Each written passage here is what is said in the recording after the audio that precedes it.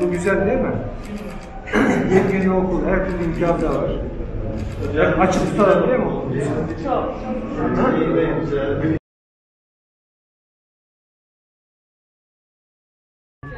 Oo, çok teşekkür. Şöyle bir dönün bakalım, dönün bakalım.